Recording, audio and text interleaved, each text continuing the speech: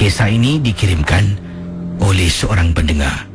Kisah dialami oleh jiran sebelah, tapi beliau terdengar jiran sebelah berkongsi kisah ini, dan inilah yang diceritakan daripada seorang pendengar yang bernama Suhaili. Suhaili berkongsi peristiwa yang tak dapat dilupakan. Katanya, saya tinggal di sebelah rumah jiran saya. Di rumah jiran sebelah saya ni adalah seorang makcik tua. Dia ada 3 orang anak. Ketiga-tiga anaknya semua dah berumah tangga.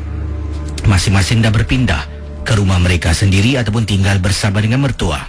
Jadi makcik ini tinggal seorang diri. Suaminya sudah meninggal dunia. Casey dan juga pendengar Ria 897, apa yang ingin saya ketengahkan ini adalah pengalaman yang dialami oleh jiran sebelah dan juga pengalaman saya yang mungkin saya rasa, katanya Suhaili, mungkin ada kena-mengena dengan jiran sebelah. Jadi yang diceritakan oleh Suhaili, jiran sebelah saya, makcik ni saya gunakan nama samaran Casey. Ya, saya gunakan Cik Asma, bukan nama sebenar. Katanya Cik Asma, seperti yang dikatakan oleh Suhaili tadi, 3 orang anak dah berpindah tinggal bersama dengan mertua mereka ataupun rumah masing-masing. Tapi pada hari-hari tertentu, anak-anaknya akan datang, hantar cucu, suruh mak jaga. Mungkin anak nak keluar ataupun ada urusan yang harus dijaga. Cucu Cik Asma ni, yang saya tahulah, yang saya tahu ada yang berusia 5 tahun, ada juga yang berusia 4 tahun. Jadi waktu-waktu bila anak dia datang, nanti hantar cucu, dan nanti saya akan bermain dengan cucunya. Maklumlah Casey, saya cuma ada 1 adik. Adik saya pun dah berusia 17 tahun. Jadi bila nampak anak kecil, saya suka sangat. Kadang-kadang saya akan duduk semalaman di rumah Cik Asma ni. Kami dah macam keluarga. Kami akan tengok-tengokkan rumah dia. Begitu juga dia akan tengok-tengokkan rumah. Bila saya dengan ibu dengan abah bercuti dengan adik saya, dia akan tolong juga siramkan pokok bunga di depan rumah. Begitu akrabnya perhubungan kami sebagai jiran. Rakan MJ12. Jadi saya ingat pada suatu malam sekitar pukul 11 malam, Casey, 11 malam saya balik dari tempat tugas. Saya nampak Cik Asma sedang duduk di ruang tamu, tapi ruang tamunya gelap. Dapur gelap, bilik pintu ditutup, tapi ruang tamu Cik Asma sedang duduk. Jadi saya pun berdiri depan pintu. Saya berdiri depan pintu, saya berbual dengan Cik Asma. Cik, sorang-sorang cik duduk dalam gelap. Bayangkan pendengar, Jadi Suhaili kata, beliau diri depan koridor, depan pintu besi rumah Cik Asma ni. Dia kemudian dia bercakaplah dengan Cik Asma yang duduk dalam gelap. Dia bertegur, "Cik, duduk dalam gelap cik sorang-sorang cik." Jadi Casey, bila saya tengok Cik Asma ni, dia diam tak layan tu. "Cik, kenapa makcik ni macam ni saya rasa ni dia bad mood ke, bergaduh ke." Saya pun tak naklah berpanjangan di sana sebab very awkward, macam tak kena. Saya pun terus pulang ke rumah, iaitu rumah sebelah. Rumah sebelah adalah rumah saya. Saya jalan, sedang saya buka pintu besi rumah saya, pam, pintu besi rumah Cik Asma dihempas. Saya rasa kecil hatilah. Ya, kami hidup berjiran, tiba-tiba Cik Asma marah sangat macam tu. Jadi apa yang berlaku, masuk dalam rumah, saya nampak ibu saya sedang duduk di dapur, sedang makan biskut. Jadi saya pun letakkan beg saya atas meja makan. Saya duduk, saya tanya pada ibu saya, "Ma, kenapa dengan Cik Asma?" Jadi ibu saya tanya saya, "Kenapa?" Tak ada, saya pun ceritakan. Tadi saya balik, saya menegur, tiba-tiba bila saya nak masuk dalam rumah, dia hempas pintu. Jadi tak apalah, nanti besok mak tengok-tengokkan. Pendengar Ria 897 FM, keesokan harinya, mak saya pun dah masak, bawa lauk lah nak pergi rumah Cik Asma. Ketuk pintu, Cik Asma buka, senyum, macam tak ada apa-apa yang berlaku. Jadi mak saya pun masuk dalam, letak lauk pauk. Kemudian mak saya berbual-bual. Mak saya tanya semalam, Cik, mak saya panggil dia Cik Mah, semalam awak tidur pukul berapa? Cik Mah pun cakap, "Oh, saya tidur siang semalam. Lepas isyak saya dah masuk tidur. Sebab ni ada cucu satu ni jaga, dia tidur siang. Dia kalau saya keluar bilik mesti dia menangis. Pukul 9. Macam tu lah." Jadi ibu saya pun keluar, balik rumah. Bila dia ceritakan saya terpanjat. "Ali, apa dia, Ma? Semalam kau balik pukul berapa?" "Pukul 11. Tak mungkin tau. Cik Asma cakap, Mak tanya tadi, ibu tanya tadi. Dia kata pukul 9 lepas isyak dia dah tidur." Tak mungkin lah, Ma. Haili balik, nampak Cik Asma dekat ruang tamu. Mana boleh Cik Asma dah tidur siang? Kami betul Haili nampak Cik Asma. Tak apalah, Ma. Jadi pendengar Ria 897, itulah gangguan yang pertama berlaku pada Suhaili. Gangguan yang kedua, apabila pendengar Ria ingat ini kisah yang pertama berlaku yang seram. Gangguan berikutnya, Suhaili keluar malam dengan rakan-rakannya, balik sekitar pukul 1 pagi. Keluar dari lift, jalan dekat koridor, ternampak rumah Cik Asma pintu terbuka. Suhaili tak nak tengok kerana ada kejadian yang berlaku sebelum ini yang telah pun membuat beliau rasa takut. Bila sampai depan pintu, kali ini ternampak pula cucu Cik Asma sedang berdiri dekat pintu. Dia pun berhenti. Kemudian dia berbual. Aidil, Aidil, dia panggil. Cucu Cik Asma kisi berdiri depan pintu. Saya pun terlupa dah pukul 1 lebih pagi. Kenapa budak ni belum tidur? Itu tidak saya fikirkan. Sebab budak ni tengah diri, saya pun main dengan dia. Saya agak-agak kacau dia. Aidil, Aidil. Dia tengok saya. Kemudian bila saya bungkukkan badan, dia masih matanya menjeling ke atas tengok saya. Kemudian kisi, perkataan yang pertama dia keluarkan dari mulutnya, dia tunjuk dekat belakang saya, Momo, Momo. Kisi, saat Aidil, cucu Cik Asma cakap Momo tunjuk belakang saya, meremang bulu roma Kisi. Yang paling menakutkan, saya jalan sampai depan pintu rumah, keluarkan kunci. Saya ketuk pintu beberapa kali sambil saya tangan meraba-raba cari kunci. Assalamualaikum. Ma, buka pintu, Ma. Tapi tangan meraba cari kunci. Casey, budak kecil, usia 5 tahun, keluarkan tangan tunjuk pada saya. Momo, Momo. Pendengar Ria 897, semakin meremang, saya dapat rasakan tajam bulu roma, bulu tengkuk saya. Masuk dalam rumah, saya terus cuci kaki, ambil wuduk, katanya Suhaili. Rasa seram sangat-sangat. Perkara-perkara seram yang lain berlaku selepas itu. Dan Casey, sampai ke saat ini tidak saya tahu sebenarnya apa yang mengganggu keluarga Cik Asma, ataupun mungkin saya ni ada pendamping. Tapi saya telah pun berjumpa dengan seorang ustaz, telah pun mendapatkan nasihat dan juga bantuan beliau adalah minyak dan sejenis air yang telah pun dibacakan pada saya. Setiap kali saya balik rasa tak sedap hati dalam perjalanan, saya akan ambil air itu, minum seteguk dan kemudian sapukan air tersebut ke muka saya. Itulah dia, terima kasih daripada pendengar kita Suhaili yang mengirimkan kisahnya dalam rancangan Misteri Jam 12. Saya bernama Astuti. Saya adalah seorang bekas pembantu rumah. Tapi sekarang ini saya tidak lagi bertugas di Singapura. Saya sudah pun kembali pulang ke kampung halaman. Saya tetap mendengar siaran Ria melalui internet radio. Memang kangen ataupun memang rindu sangat dengan rancangan-rancangan di Ria, khususnya Misteri Jam 12. Kalau Mas Kisi bisa ketengahkan pengalaman saya, boleh tak ketika saya bertugas sebagai seorang pembantu rumah bersama dengan keluarga orang Melayu.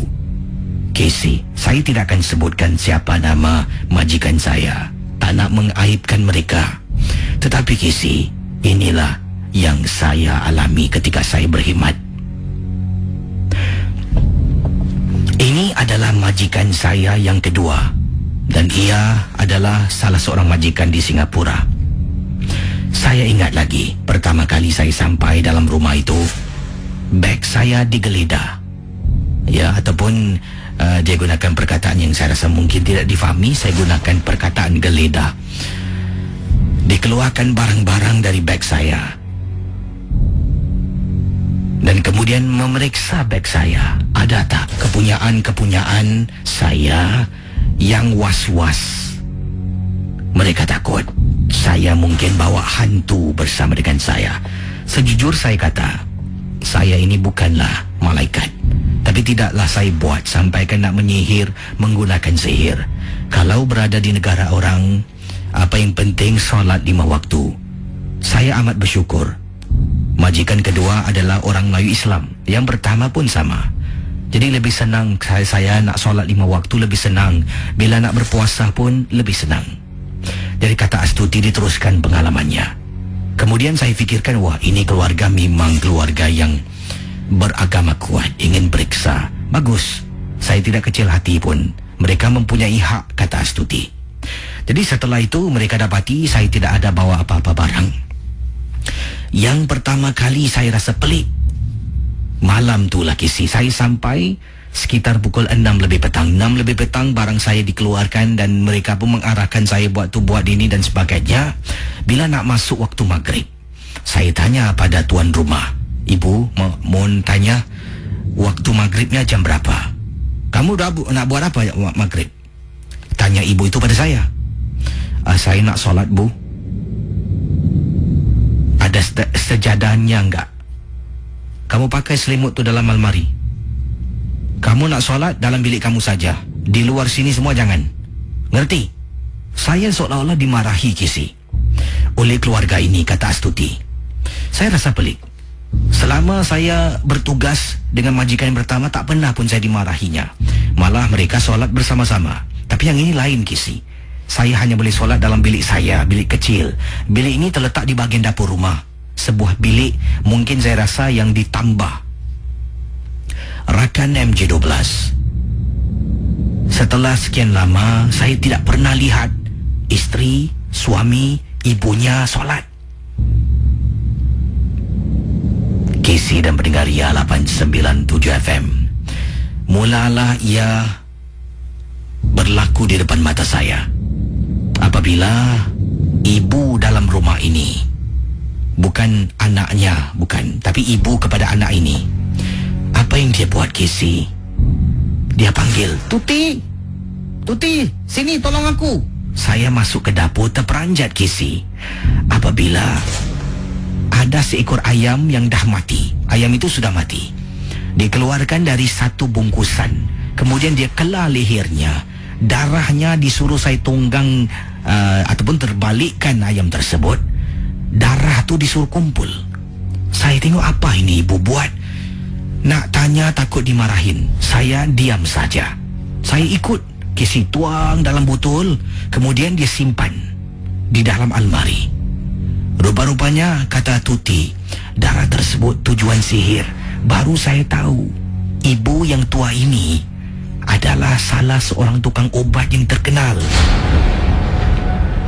Rumahnya Kisi setiap minggu penuh dengan orang. Orang datang untuk berobat.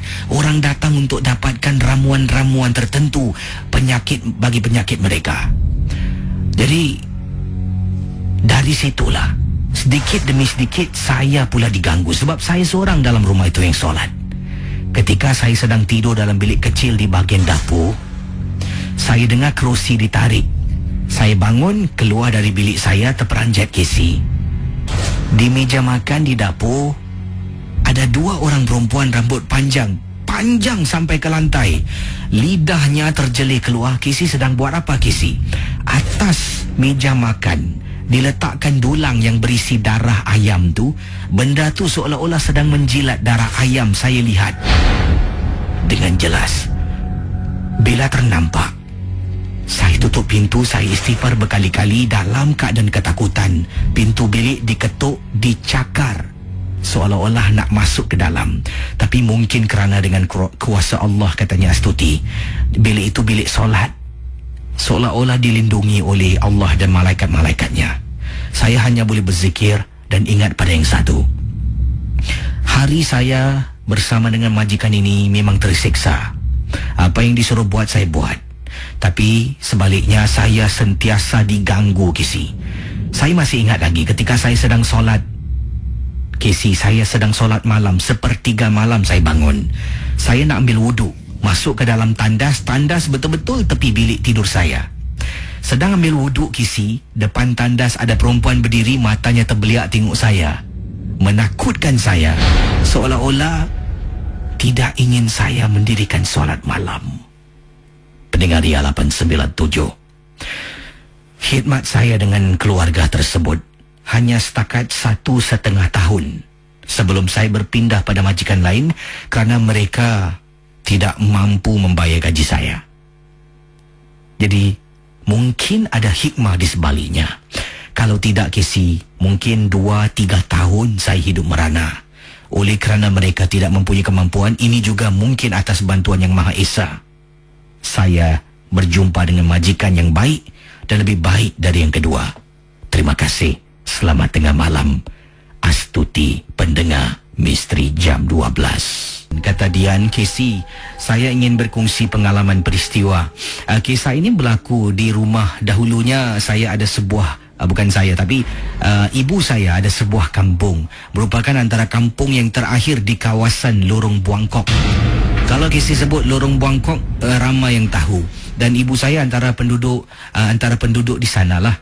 Katanya pernah ke sana beberapa kali untuk menjenguk, menziarahi ibu ataupun pada musim perayaan. Dan saya pernah juga ke sana apabila ibu mengirim saya beli sesuatu untuk dia. Jadi saya ke sana bersama dengan suami saya. Waktu itu saya belum lagi ada cahaya mata. Dan perkara ini berlaku agak lama, Casey. Saya rasa pada tahun 1990-an kalau tak silap saya. Saya dengan suami singgahlah pergi kedai. Waktu tu kami baru saja balik dari seberang tambak. Ibu telefon dan saya pun ibu Page.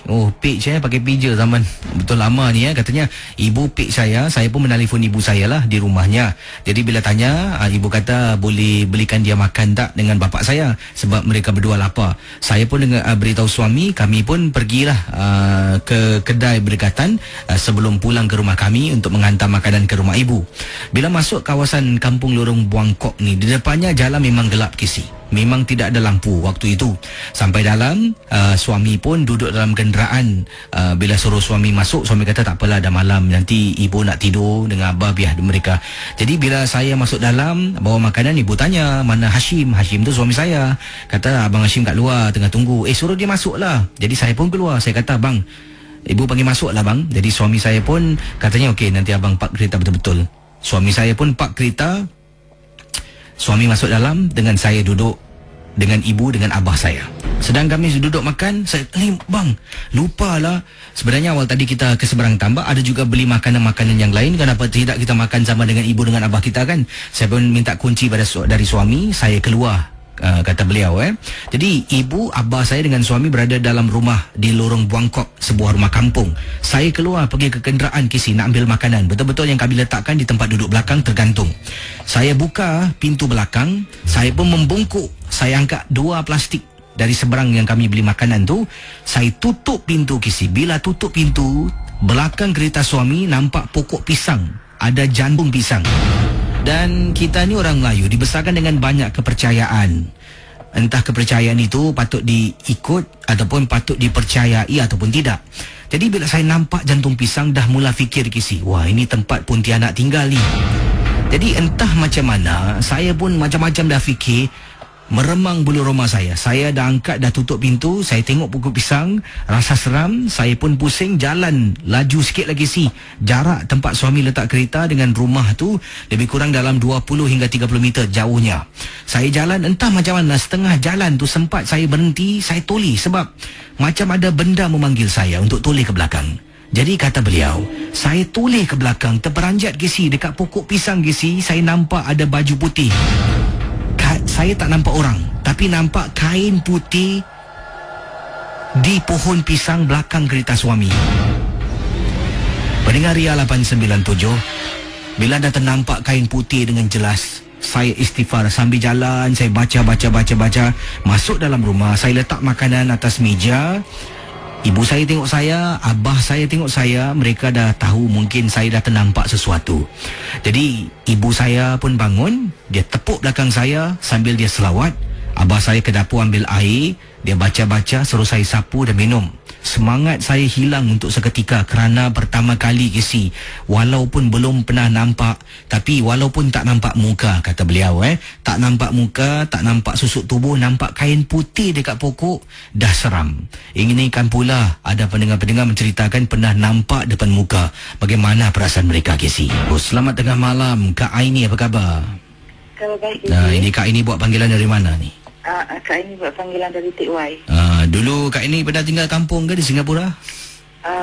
Tapi yang Lorong Bangkok tu rasa pernah lah jalan situ KC. Tapi tinggal tak pernah lah.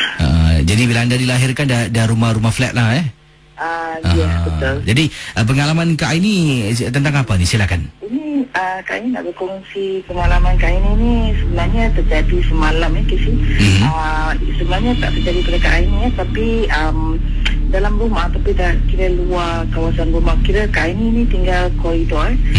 Ianya terjadi pada anak Kak Aini lah yang berumur 12 tahun. Anak Kak Aini ni Daniel, dia ni macam mana Casey nak cakap, dia boleh kalau ada istilah orang kata third eye dia memang boleh melihat lah.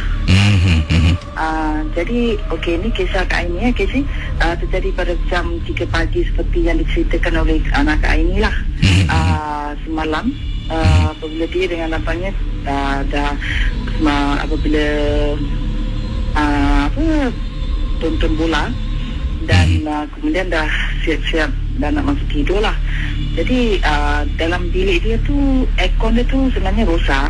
Jadi dia telah buka tingkap dia, pasal ni koridor dia. Jadi buka tingkap tu agak sedikit besar lah, nak kasih angin masuk kan, agak bahang lah. Jadi apabila pasal dia tidur berdua lah dengan abangnya. Jadi bila abangnya dah betul-betul nak melolakkan mata, tiba-tiba terdengar macam satu bunyi macam seperti abang dia kata, bunyi apa tu? Seperti macam benda bunyi dalam seperti macam pokok tau. Gitu, macam gitulah. Jadi dia cakap dengan adik dia, bunyi apa tu? So si abang tu macam terus nak gelakkan mata lah, macam dah dengar kan, macam buat bodoh gitu. Jadi yang si adik ni pun ada dengar juga. Jadi anak saya yang Daniel ni pergi ke tingkap lah. Pasal tingkap bilik mereka tu menghadap koridor. Koridor Kak Aini tu ada ampaian baju lah. Jadi ampaian baju, jadi ada satu pokok. Memang Kak Aini ada satu pokok je, pokok macam pokok kelapa jadi pokok kelapa tu memang menghadap dia punya bilik. So dia pun tengoklah kat tingkap tu. Tengok kat tingkap tu Casey, dia cakap dia nampak lembaga budak. Tubuh susuk budak tu hitam. Tapi dia tidak nampak mata, tidak nampak apalah. Bersembunyi di belakang pokok kelapa tu. Dan bila dia anak Kak Aini ni tengok dalam angka macam height tingginya budak tu pada pokok kelapa tu tinggi sedikit lah.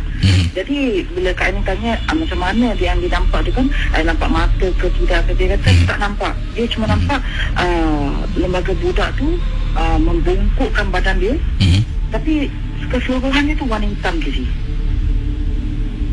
Jadi tubuhnya gelap gitulah Semuanya hitam je. Membungkukkan badan. Jadi dia pun dah memang macam orang kata dah meremang kan, macam bahasa mereka tak sedap kan. Dia tutup tingkap, dia biarkan tingkap tu sedikit kan, dia terus lelapkan mata. Jadi sebenarnya Kak Aini tu nak bertanya lah pada siapa yang boleh lah, yang mungkin ada pakar ke apa ke, apakah yang dilihat anak Kak Aini ni. Jadi malam ni sekarang ni Kak Aini tengah sedang mendengar G12 kan, dia tak mau tidur dalam bilik. Dia tidur di dalam bilik Kak Aini sekarang. Tapi memang Kak Aini tak nafikan anak Kak Aini ni memang ada istilah yang diorang kata boleh melihat dan bukan ini perkara ni bukan sekali dua kali Casey. Banyak kali, kadang macam perkara 5 tahun dulu waktu Kak Aini ada pembantu rumah, dia pernah dalam pukul lebih kurang kata setengah jam sebelum maghrib tu dia nampak lembaga di dalam bilik dia lah. Tapi apa yang dilihat oleh Kak Aini ni punya anak ni selalunya dalam bilik dia Casey. Tapi yang terjadi semalam pukul 3 pagi ni, itulah menghadap tingkap Kak Aini yang koridor tu. Itulah sebelum tu abang dia dengar lah, pernah kata bunyi apa tu. Bunyi tu seperti seolah-olah bunyi cakaran di pokok tau. Jadi bila anak Kak Aini buka tingkap tu, pasal dia tingkap tu sliding kan, pasal aircon tu rosak, jadi diorang panas, jadi diorang buka tingkap lah, kasih udara kan masuk. Jadi sebenarnya Kak Aini memang tak berapa galak kan, diorang buka tingkap kan. Jadi Kak Aini pun tak tahulah dia buka tingkap tu besar berapa, lebar dia macam mana. Jadi bila dah dengar suara tu, terus dia pun abangnya pun dah macam dah tidur tau. Jadi dia pergi kat tingkap tu, dia buka lah. Tu dia nampak lembaga, bukan lembaga orang dewasa ya Casey, dia lembaga budak. Membungkukkan badan dia tu, tapi segala-galanya hitam. Di belakang pokok kelapa yang Kak Aini punya pokok ni, satu pokok je. Dia pokok ni memang betul-betul menghadap. Tapi jiran Kak Aini memang apik cikgu memang banyak pokok lah. Jadi Kak Aini tanya, is it abang nampak pokok yang jiran kita atau tak? Dia kata pokok kita. Pasal Kak Aini ada ampayan selalu diletakkan di luar koridor. Memang ampayan tu pun kosong.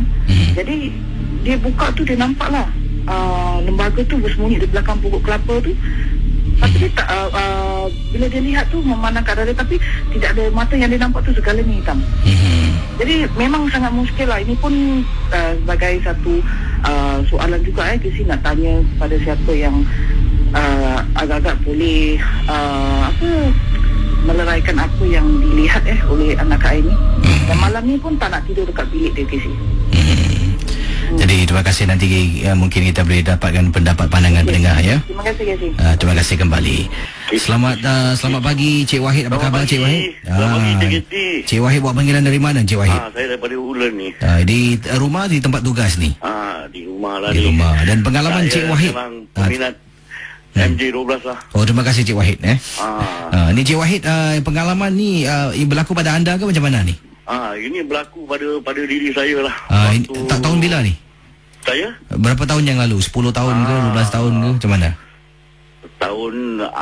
Tahun 70-an lah. Lama tu Waktu tu saya tinggal di daerah Sembawang. Di perkampungan Sembawang tu. Untuk pengetahuan Casey saya selalu dengar MJ12. Kebanyakan mereka berkata masjid yang di Sembawang tu kan adalah masjid Kampung Watan kan. Tapi sebenarnya itu bukan Kampung Watan. Itu masjid Pertempatan Melayu Sembawang. Kerana saya bekas penduduk situ daripada tahun 64. Wah, lama tu Lama. Jadi ini pengalaman tentang kawasan tu lah. Saya? Ini pengalaman anda tentang kawasan tu. Saya dulu tinggal sana. Silakan. Saya tinggal sana di ujung hulu menghadap ke laut. Jadi ke selat, itu Johor lah. Itu perkampungan campur ke atau perkampungan Melayu? Perkampungan Pertempatan Melayu Sembawang. Okey, silakan. Pengalamannya jadi silakan. Kisahnya beginilah. Saya sebenarnya mantan seorang ahli bomba pada tahun 70-an lah. Jadi saya dulu mana ada MRT, mana ada tu, kalau nak naik bas, nak pergi kerja tu makan masa sampai 1 jam lebih. Jadi saya kalau kerja siang, kadang-kadang kalau saya kena bikin overtime, balik sampai rumah nak dekat pukul 1 pagi. Jadi kisahnya beginilah Casey. Waktu saya balik tu daripada atas bukit tu kan, nak masuk ke rumah saya tu dah perjalanan, kalau jalan kaki dalam 30 minit lah, setengah jam. Jadi saya ni ada basikal old man. Kebetulan arwah atuk saya ni sediakan basikal untuk saya lah, untuk saya balik senang kayu basikal kan. Jadi satu masa tu waktu saya balik nak masuk lorong nak pergi rumah saya tu, waktu saya kayu tu saya rasa macam kenapa pokok ni bergoyang setiap kali aku jalan ni pokok ni ikut aku berjalan pula. Maksud saya tu bergoyang. Jadi saya pun tak fikir apa-apa lah. Jadi bila setengah jalan tu saya rasa ini ada benda yang tak kena ni. Jadi saya bilang dengan dia lah, niat hati tu nak bergurau lah. Saya kata kalau engkau betul engkau nak numpang duduk belakang ni, saya bilang dengan dia. Kita tahu kan basikal old man kan ada tempat duduk belakang tu yang besar tu kan. Jadi saya pun kayu. Kebetulan nak dekat sampai rumah saya. Sebelah rumah saya ni, jiran saya ni, nenek ni selalu cakap malam pukul 12 lebih dia ambil tempahan jahit baju orang lah. Jadi dia suka mengait baju lah, jahit baju orang ni. Jadi kebetulan saya lalu tu dia nampak saya. Jadi dia tak cakap apa-apa lah. Jadi kebetulan saya dah balik, dah mandi, tidur, tak ada masalah lah. Jadi besok pagi tu waktu arwah atuk saya nak pergi ke masjid Tempatan Melayu Sembawang tu kan, jadi nenek tu selalu cakap dengan arwah atuk saya. Dia kata, cucu awak ni setiap malam selalu balik bawa perempuan. Dia kata, kalau balik kerja mesti bawa perempuan. Nah, mesti ada perempuan duduk belakang dia. Awak ni jangan tak tahu ke cucu awak ni ada perempuan ke bawa balik ni. Jadi arwah atuk saya macam tak puas hati lah. Dia bertanya pada saya, dia kata, kau ni betul ke tak malam bawa perempuan? Saya kata, mana ada bawa perempuan. Kata nenek sebelah kata kau selalu perempuan balik.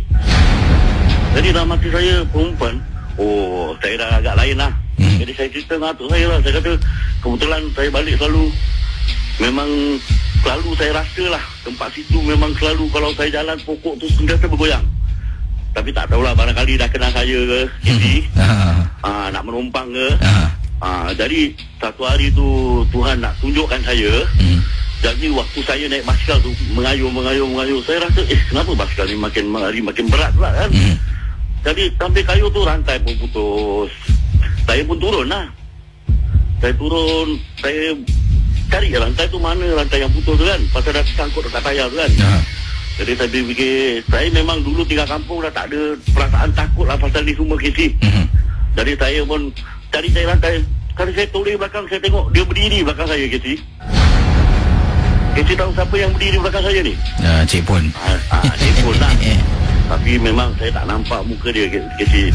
Tapi paras kaki dia pun tak nampak. Tapi memang saya cakap terus terang dengan KC, dia berdiri tapi dia tak ada mengganggu kita. Jadi saya punya perasaan macam tak ada perasaan takut lah KC.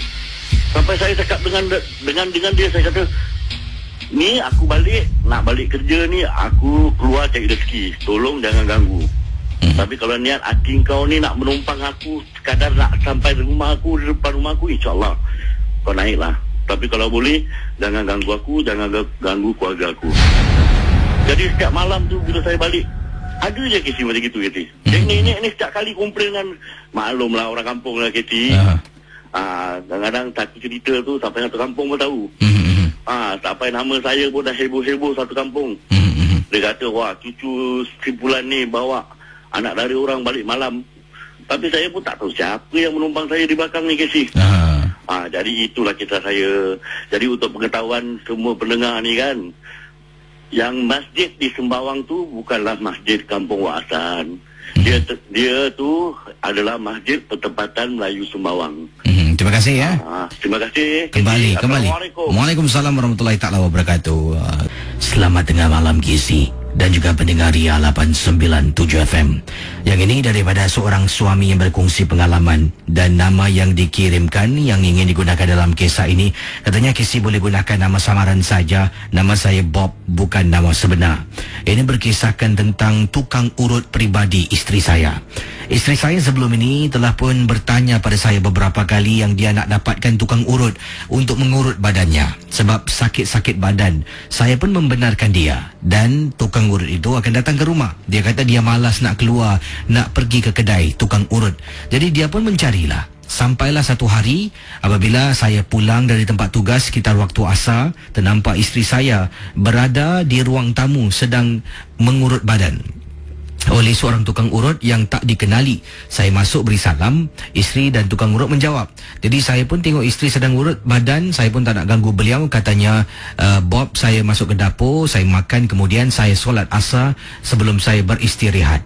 Jadi pertama kali saya nampak tukang urut ini selepas isteri mengurut badannya, dia pun mandi dan kemudian saya pun berbual dengan isteri, tanya mana dia dapat dan sebagainya. Saya pun berborak-borak dan tukang urut itu sampaikan rekomen saya untuk mengurut lah, tapi bukan dia. Dia kata dia ada tukang urut lelaki yang boleh membantu. Jadi pendengar Ria 897 FM, saya pun pada mulanya memang tidak ada rasa apa-apa pun tentang tukang urut ini. Malah bila dia offer ataupun dia sarankan saya untuk dapatkan tukang urut lelaki, saya macam nak cubalah. Oleh kerana saya ni terlampau sibuk, saya kata tak apalah, mungkin lain kesempatan kalau ada peluang saya akan hubungi anda. Dia pun serahkan nombor telefon ataupun serahkan name card dia kepada saya. Kemudian Bila dia pulang, saya tanya isteri saya lah lebih lanjut lah, dari mana dia jumpa, kenal dengan tukang urut ini, bagaimana urutannya. Isteri saya kata, bagus, sedap bang, badan saya ni rasa segar. Dan okeylah, setelah isteri ceritakan, dipendekkan cerita, beberapa hari kemudian saya balik rumah, tukang urut datang. Dalam hati saya bercakap, baru tempoh hari isteri aku urut, ni datang lagi. Tak apalah, mungkin dia rasa sedap agaknya urutan tu Dan kemudian Kisi, daripada mungkin dalam seminggu 2 kali dia urut, jadi pula seminggu 3-4 kali Kisi, dia akan datang urut. Jadi saya tanya pada isteri saya, awak urut badan selalu ni tak baik tau, tapi bang sedap bang, kakak ni urut bang. Jadi saya rasa macam curiga, syak wasangka, sesuatu yang tak kena dengan isteri saya ataupun dengan si tukang urut ini. Tak apa Kisi. Kemudian bila sekali ini saya dengan isteri berada di luar negeri, kami bercuti tak jauh Kisi, di Langkawi selama 4 hari 3 malam. Bila di Langkawi, isteri saya macam rasa gelisah tau, bila badannya tak disentuh, tak diurut oleh tukang urut yang saya sebutkan awal tadi. Saya tanya, kenapa dengan awak ni? Entahlah bang, saya macam gelisah lah bang, tak kena urut ni bang. Saya macam nak balik lah bang, boleh tak bang kita balik besok? Padahal Kisi, malam tu adalah malam pertama kita baru sampai. Jadi dah sah memang ada benda yang tak kena. Balik ke Singapura, saya pun membenarkan isteri saya. Isteri saya dengan segera Kisi telefon kakak ni datang urut isteri. Kemudian bila saya tengok kakak ni dah pandang saya macam lain tau Kisi, katanya. Jadi apa yang berlaku pendengar Ria? Bila kakak ni dah renung dan tengok saya, sebab saya dah tahu ada benda yang tak kena, dia tengok saya, dia renung saya, sambil mulutnya ni dia komat kamit sesuatu tau. Macam dia baca sesuatu, dia nak sembuh pada saya tak pastilah, tapi itu merupakan apa yang saya nampak dan mungkin apa yang saya rasakan. Kemudian setiap kali bila dia baca sesuatu, saya macam rasa berat sangat hati saya ni nak berjumpa dengan seseorang lah. Jadi memang benar, setiap kali saya nak jumpa dengan seorang pakar, nak minta pendapat pandangan, setiap kali itulah ada sajalah saya tertidur, bangun lambat, saya penat, overtime dan sebagainya. Jadi ini macam satu alasan tau. Sampaikan satu hari ini, bila saya solat maghrib di tempat tugas kerana saya kerja malam. Kemudian kebetulan Kisi, waktu itu saya punya tempat tugas ni, kata beliau ni ada masalah. Jadi kami semua diberi rehat sampai masalah tu diselesaikan oleh para engineer. Jadi kata Encik Bob ni, saya pun menelefon seorang pakar yang saya kenal. Pakar ni datang tempat saya dan saya ceritakan tentang apa yang berlaku pada isteri lah, yang setiap minggu ni kadang-kadang 3-4 kali pergi urut, padahal dah urut. Jadi pakar ni pun menceritakan, ya mungkin kalau dia tak salah lah, tak semestinya tukang urut itu adalah yang tak baik, tapi mungkin agaknya isteri dah terkena sesuatu. Pakar tersebut katakan tukang urut tu dah bubuh sesuatu pada minyak yang digunakan untuk urut isteri. Jadi dia suruh saya balik rumah, saya ambil daun, saya tak nak beritahu apa yang disuruh ambil bahan-bahan yang dikatakan oleh pakar ini. Dia suruh saya tumbuk, lumatkan jadi macam satu ramuan. Kemudian bila masa tertentu malam sebelum tidur, sapukan. Bila isteri ni dah tidur, tapi sebelum saya tidur, sapukan di ibu jari kaki isteri saya dan tengok apa yang berlaku. Kisi, pendengar Ria 897. Jadi bayangkan, isterinya dah urut, malam tu jugalah isteri dah terlelap. Bob bangun, pergi ke dapur, ambil ramuan yang dia dah bancur, dah tumbuk awal tadi, dia sapu pada hujung ibu jari kaki isteri. Kisi, tiba-tiba Kisi, isterinya pukul 2 lebih pagi, pendengar Ria 897, cuba anda bayangkan. Kata Bob, isteri saya bangun pukul 2 lebih pagi, biliknya pasang aircon, kesejukan. Isteri bangun, tiba-tiba dia gosok satu badan. Saya tersadar Kisi, rambut isteri direbangkan, dan bila tengok air muka tak macam isteri saya Kisi. Saya panggil isteri saya, awak ni kenapa ni? Malam-malam macam ni awak okey tak? Dia tak layan. Kenapa dengan awak ni? Dia toleh Kisi, dia tengok saya. Kau diamlah, aku panas. Pendengar Ria 897. Kata Encik Bob, bila isteri toleh dengan wajah muka, air muka dah tak macam isteri saya. Kemudian dia kata, kau diamlah, aku panas. Padahal bilik tu berhawa dingin. Dah benda yang tak kena. Malam tu juga saya buat panggilan kecemasan, sebab saya pun dah beritahu orang yang membantu saya ni, apa-apa dia kata boleh telefon. Saya telefon Kisi, pakar tu datang malam-malam Kisi. Pakar tu datang, sesuatu dilakukan pada isteri saya. Isteri saya meraung. Akhirnya dengan kuasa Allah, katanya Encik Bob, isteri saya dapat dirawat malam tu juga. Tetapi Tetap isteri mempunyai kemahuan nak jumpa dengan tukang urut, nak urut badan. Saya terpaksa mengekang. Dan setiap kali berlakunya perkara itu, saya dan isteri harus duduk dan saya dan isteri harus baca satu ayat ini yang diberikan oleh pakar tersebut. Dan lama-kelamaan, sedikit demi sedikit, barulah hilang rasa nak pergi mengurut yang dirasai oleh isteri saya. Dan selepas itu, tukang urut dah tak datang, dah tak tanya khabar, dah tak ada cerita. Jadi di sini mungkin ada nasihat yang dikirimkan dalam email oleh Encik Bob. Kalau kita nak mengurut tu, kita harus tahulah siapa asal usul tukang urut kita. Jangan sampai salah kita pilih tukang urut. Terima kasih. Yang ini daripada Putri Liana, kirimkan SMS kepada saya. Assalamualaikum KC dan juga pendengar Ria yang lain. Waalaikumsalam. Nama saya Putri Liana. Saya ada kisah yang ringkas. Pengalaman saya ini berkaitan dengan makhluk yang saya pernah lihat di tingkap dapur rumah saya. Tapi sekali makhluk itu saya ternampak selepas saya mendengar rancangan KC Misteri Jam 12. Niat di hati nak pejamkan mata, nak tidur. Kerana saya takut, tiba-tiba takutnya semacam pada malam tersebut. Sampaikan saya nak ke tandas pun saya takut. Suami saya tidak ada di rumah, kata Putri Liana. Suami bertugas. Jadi saya beranikan diri. Saya keluar dari bilik, masuk ke dapur. Saya keluar dari tandas KC, saya ternampak dekat tingkap dapur saya seperti kepala manusia sedang memerhatikan saya. Bila ternampak, saya terus katanya di sini istighfar dan tak nak tengok buat kali kedua. Saya lari masuk ke dalam bilik. Kemudian terperasan pula tingkap bilik saya dengan tingkap dapur saya selarilah. Maksudnya di tempat bahagian yang sama. Saya pun tak tidur dalam bilik. Waktu itu saya tidur dalam bilik anak saya. Anak saya terbangun waktu malam, kejutkan saya. KC, bila anak kejutkan saya fikirkan dia mungkin terperanjatlah nampak saya. Anak saya ni berupa adalah anak perempuan berusia 15 tahun. Jadi tiba-tiba bila dia kejutkan saya tanya kenapa ni. Dia pun tanya, mama kenapa tidur sini? Saya katakan, oh tak sedap hati. Kemudian dia tunjuk saya dekat atas tingkap. KC, atas tingkap boleh nampak KC tangan orang. Tingkap tinggi KC. Sebelah atas katanya Putri Noliana. Sebelah atas tingkap saya merupakan tingkap kaca. Tangan orang berapa tinggi boleh panjat tu, macam nak umpil tu, nak buka tingkap rumah saya. Tapi yang menakutkan, tangannya hitam berbulu KC dan kukunya panjang. Saya bila nampak, saya kata pada anak saya, jom kita tidur dekat luar. Bila tidur di ruang tamu KC, barulah tidak ada apa-apa perasaan yang menyerangkan, menakutkan. Tapi malam tu saya telefon suami. Suami sampaikan telefon polis. Pihak polis datang lebih kurang 45 minit kemudian setelah saya buat aduan. Dan bila polis periksa di luar, tengok tak ada apa-apa orang sesiapa pun. Katanya kalau ada lagi telefon dan dia akan datang dan buat katanya dan bantu saya lah dengan anak saya. Itu saja pengalaman saya. Terima kasih dari Putri Noliana. Terima kasih Putri. Selamat pagi. Halo Casey, apa kabar? Ya, selamat berjaya ya dalam hidup kamu sebagai DJ champion ya. Ya, wah ni Pak Radin dah lama tak dengar berita. Apa cerita ni? Ya, Pak Radin kadang-kadang ada ujian banyak, tapi kadang-kadang Allah Ta'ala luluskan ujian Casey. Silakan Pak Radin, ada pengalaman ni. Ini Pak Radin nak cerita satu, ada chronic case ya. Ini Pak Radin nak cerita satu Casey. Ada juga manusia yang baik dan ada juga manusia yang zalim.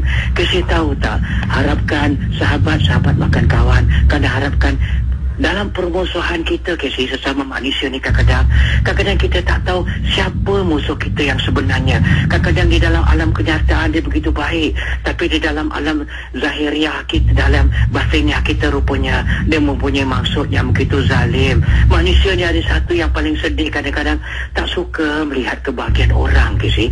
Ini Pak Radin nak cerita kisah. Pak Radin selalu diketemukan satu kes yang dipanggil apa tak Casey? Ini mengkunci semangat cinta orang yang dah ada kekasih Casey. Ini dalam pakar, dalam alam sihir Casey, ada juga manusia Casey, percaya tak, wujud menangkap semangat cinta orang tu untuk cinta dia sendiri Casey. Ini sebenarnya Pak Adin cakap, ada satu kekasih yang dia sebenarnya dah bercinta dan nak berumah tangga, tapi dalam alam cinta rumah tangga Casey, dia rupanya telah dijatuh hati. Seorang pemuda lain telah jatuh hati dengan dia, dan pemuda itu telah menggunakan ini yang dipanggil apa tak Casey? Dia tangkap semangat cinta perempuan tu yang cinta kepada seseorang, berpindah kepada alam cinta dia. Yang paling zalim, dia menggunakan apa Casey? Sesuatu yang pakar, iaitu kita manusia Casey, kita mempunyai semangat dalam kasih sayang. Kenapa Casey boleh mencerita misteri jam 12? Kenapa? Bermula dari apa? Kan semangat. Jadi apabila manusia ni yang pakar dalam kunci semangat orang Casey, dia dapat pindahkan semangat orang yang begitu bersemangat dalam apa bidang sekalipun, termasuk kasih sayang Casey. Jadi yang Pak Radin sedih sekali, wanita ni Casey dah lama hidup bercinta dengan wanita kekasih dia, dan wanita ini ingin untuk hidup berkasih sayang dan ingin mendirikan rumah tangga. Tapi malang 1000 kali malang Casey, ada juga lah pengkhianat yang menggunakan ilmiah bertukarkan cinta hati mereka itu. Ibarat dia bersemangat, katakan orang tu jatuh cinta dan mempunyai semangat perjuangan dengan kekasih dia, ingin hidup semati. Tapi semalam sekali Casey, semangat cinta dia itu telah ditangkap oleh seseorang dan dikunci. Seperti semangat itu dikunci, berpindah kasih kepada dia pula Casey, dengan menggunakan apa Casey?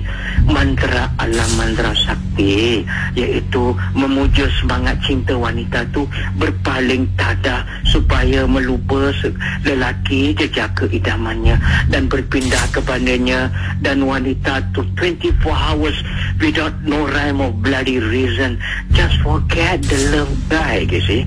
Jadi bila Pak Adin tengok ini chronic case, Pak Adin pernah siasat ini pernah case, rupanya dia bukan berubah hati, dia bukan tak sayang orang yang dia pernah jatuh cinta, yang dia nak membina alam rumah tangga yang halal. Rupanya Casey, cintanya telah diperangkap oleh semangat kasih sayang oleh orang ini yang tak bertanggung jawab.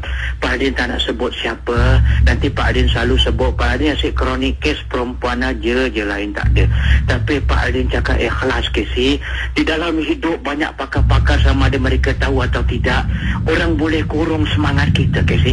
Pak Radin sendiri pernah dikunci semangat Pak Radin supaya Pak Radin dikurung ke alam lain, seperti orang boleh kurung semangat Pak Radin ke satu tempat alam kuburan, mereka boleh kurung semangat Pak Radin ke tempat alam gua. Jadi dalam rohani Pak Radin hidup, tapi semangat tak ada, kesian dikunci ke alam lain Casey. Jadi ini semangat perempuan ni dikunci ke alam cinta dia Casey. Jadi dia belum lagi berkenalan dengan perempuan ni, tapi dia dah kurung semangat cinta perempuan ni kepada diri dia, dan semangat cinta wanita tu dah tak wujud kepada dia. Jangan main-main Casey. Ada juga pakar yang zalim boleh kunci semangat cinta orang dan semangat apa saja bidang kerjaya orang supaya tak berfungsi lagi Casey. Jadi bila Pak Radin datang, Pak Radin tengok sedih Casey, hati dia, jiwa dia tu dah tak interested tak apa Casey, tak nak ingat terus, tak nak ingat terus pada kekasih dia, dan tawar lebih tawar daripada nasi daripada air saya apa masakan Casey. Jadi ilmiah cerita Pak Radin ini, berhati-hatilah. Kadang-kadang ada juga manusia yang ada pakar, dia menggunakan menangkap semangat kasih sayang orang tu agar tak ada bercinta dengan orang tu, dan akhirnya pecah rumah tangga. Tapi alhamdulillah Pak Radin dapat pulihkan semangat perempuan tu yang telah pun semangat cintanya ditangkap oleh seorang lelaki yang tak bertanggung jawab. Casey tahu ada juga orang yang boleh tangkap semangat kasih sayang Casey. Contoh, A tu bercinta dengan B, tapi rupanya ada juga yang orang taruh mata, yang dah bukan dia berkenan dengan si wanitanya Casey, dia benci dengan laki-laki tu Casey. Alang-alang aku, kau tak dapat akau gini. Jadi ada juga dalam bidang hidup pakar manusia ni menggunakan sihir, mengunci semangat orang, dan orang tu tak boleh berfungsi dalam apa saja bidang Casey, termasuk dunia kasih sayang. Jadi bila Pak Radin datang settle chronic case ni, baru Pak Radin tengok rupanya wanita ni semangat cinta dia dah tak ada dengan orang yang dia love. Sedih sekali Casey. Dan akhirnya Pak Radin dapat pulihkan semangat cinta yang mereka telah dilakukan oleh manusia tak bertanggungjawab, dan hidup balik semangat kasih sayang Casey. Dalam hidup bermulanya segala kasih sayang, bermulanya kenapa Casey dapat berani dalam diri Casey? datang ilmiah tu dari semangat, bukan kerana dari apa. Rohani milik Allah. Semangat adalah pemberian Allah untuk kita membina semangat kemajuan dalam hidup. Jadi kalau kunci dah semangat, ada juga yang zalim kesih-kesih, diorang boleh kunci semangat kita, dikurung ke satu gua. Ada semangat kita dikurung di satu tempat alam yang gelap. Jadi semangat kita tu tak bergerak. Kesian kita. Jadi hidup segan mati tak mau. Kesian. Ini satu kronik kes yang zalim. Tapi Pak Raden dapat settlekan orang manusia yang boleh pakar menggunakan semangat cinta dan semangat orang tu untuk tak berfungsi dalam dunia kasih sayang, dalam kerja, dan akhirnya jadilah macam yang berak kapur, tak boleh projek apa, tak boleh pergi, tak boleh gini. Tapi Alhamdulillah, kalau untuk pakar-pakar siapa kalau nak kunci tu, tak boleh, jangan. Kesian manusia, kita kan sama hamba Allah, bermaaf-maafan, itu saja. Jangan ada hasad dan kikianat, tak baik. Kita kan manusia, berapa lama boleh hidup di dunia. Itu saja ya Kesi. Assalamualaikum ya. Waalaikumsalam warahmatullahi taala wabarakatuh.